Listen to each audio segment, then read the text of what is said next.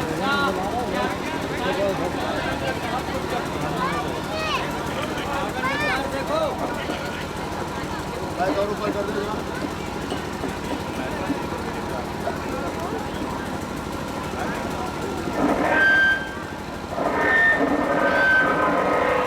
میں کہہ رہا تھا کہ عام طور پر علم یا پرچم علامت ہے کسی فوج کے نشان کا، اور فوج اس گروہ کو کہتے ہیں جو کسی بادشاہ یا کسی قائد کی سلطنت کا تحفظ کرتی ہے اور اس سلطنت کی سرحدوں میں اضافے کا سبب بنتی ہے۔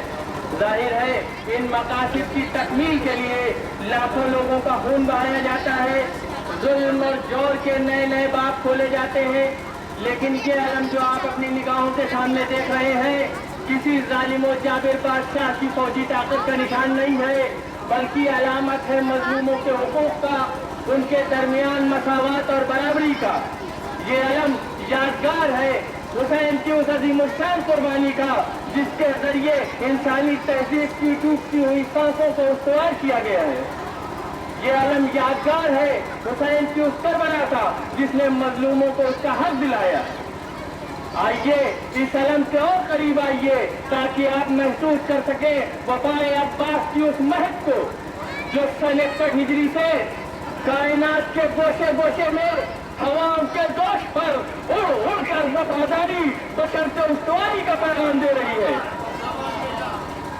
آئیے اس علم کے اور قریب آئیے۔ عباس نام ہے شجاعتوں کے اس بے پایا سمندر کا جس نے یزید کے ظلم و جور کے جزیرے کو نیست و نابود کر دیا۔ عباس نام ہے عزائم کے اس ہمالیہ کا جس سے ٹکرا ٹکرا کے فوج شام کے منصوبے چکنا چور ہو گئے۔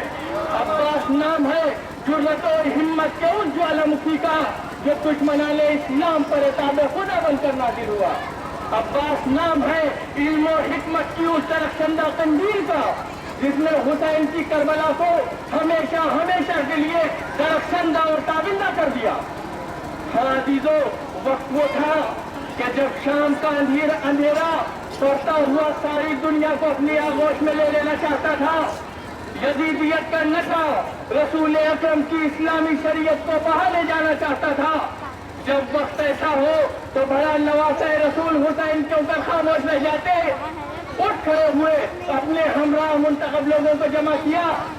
حسین کے اس مختصر سے لشکر میں بچے بھی ہیں، بوڑھے بھی ہیں، بچے ہیں، دوست ہیں، بھائی ہیں، بیٹے ہیں، بھتیجے ہیں، بھانجے ہیں، کیونکہ حسین کے اس مختصر سے لشکر کا ہر فرد عابد و زاہد ہے، کیونکہ حسین کا مقصد ضمیروں پر کربلا قبضہ کرنا نہیں ہے، بلکہ حسین کا مقصد ریت ریت کربلا پر اپنے خون کی سرخی سے نقش اللہ لکھ دینا ہے۔ ظاہر ہے جب مقصد اتنا بلند ہو تو علم بردار لشکر بھی اتنا بلند مرتبہ ہونا چاہیے جس میں شجاعت و جرأت و ہمت، صبر و تدبر، علم و حکمت بدل جائے عدم موجود ہو۔ انہی تمام تر خصوصیات کے حسین ترین مجموعے کا نام ہے ابوالفضل العباس۔ تبھی تو خیام حسینی ترائی سے ہٹائے گئے، عباس دیکھتے رہے۔ علی اصغر کا منکا ڈھل گیا، عباس دیکھتے رہے۔ قاسم کا لاشا گھوڑوں سے پامال کر دیا گیا، عباس دیکھتے رہے۔ اولو محمد شہید کر دیے گئے، عباس دیکھتے رہے۔ چھوٹے چھوٹے بچے الکش کی صدائیں بلند کرتے رہے، عباس دیکھتے رہے، کیونکہ عباس کا مقصد کیا ہے؟ ہاں عزیزو، وہ وقت بھی آیا کہ اب نصرت حسین کو کوئی نہیں ہے۔ دست ادب جوڑ کے امام حسین کی خدمت میں حاضر ہوتے ہیں۔ آقا مجھ سے بچوں کی پیاس دیکھی نہیں جاتی، آقا مجھے مرنے کی اجازت دیجیے۔ اب حسین سمجھا رہے، بھیا عباس تم تو علم بردار لشکر ہو، تم تو بہنوں کی چادر کے محافظ ہو، تمہیں کیسے مرنے کی اجازت دے دوں؟ اب عباس ایک جملہ ارشاد فرماتے ہیں کہ آقا اب دل سینے میں تنگی کرنے لگا، اب مجھے ان میں جہاد دے دیجیے، اب میں مرنا چاہتا ہوں، میں چاہتا ہوں کہ اپنا سر آپ کے قدموں پر نثار کر دوں۔ اب حسین کو احساس ہو گیا کہ اب یہ بھائی مجھ سے رخصت ہو کر رہے گا، سینے سے لگا لیا، خوب روئے۔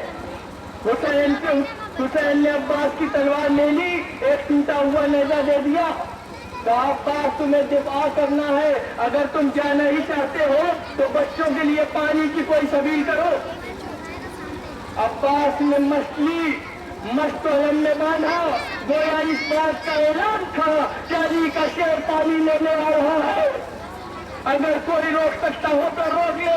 عباس کا گھوڑا چشمہ زدن میں فرات پر تھا، عباس نے چلو میں پانی لیا، گویا یہ دکھایا کہ دیکھو پانی ہمیشہ ہماری دسترس میں تھا۔ عباس مشق سکینہ بھر کر واپس قیام حسینی کی طرف چلے آ رہے ہیں۔ ایک اضطراب ہے، ایک بے چینی ہے کہ یہ پانی کتنی جلدی بچوں تک پہنچ جائے۔ عباس اس کوشش میں ہے، لیکن جو بھاگا ہوا لشکر تھا وہ ایک بار پھر جمع ہوتا ہے، چاروں طرف سے تیروں کی برسات ہو رہی ہے۔ عباس اپنے آپ کو نہیں بچا رہے، عباس کا مقصد ہے کہ کسی طرح مشق سکینہ محفوظ رہے۔ اس کوشش میں عباس قیام حسینی کی طرف بڑھتے چلے جا رہے ہیں۔ اچانک بایاں بازو قطع ہوا، عباس بڑھ رہے ہیں، ناگہاں دایاں بازو قطع ہوا، عباس نے دونوں ہاتھ کٹ جانے کے بعد دانتوں کو مشق میں دبا لیا۔ میر علی فرماتے ہیں کہ وہ ہاتھ کٹ گئے تھے مگر کچھ نہ کہا، دانتوں سے چپ کے مشق کو پکڑا بدل گیا، غل تھا کہ گر پڑا عالم شہادت کے نام، وہ روک تھا کہ ڈر سے نہ آتا تھا کوئی بات، آنکھیں لوٹ تھی، رخ سے جلانا اشکار تھا، مسکینہ تھا کہ شیر کے منہ میں شکار تھا۔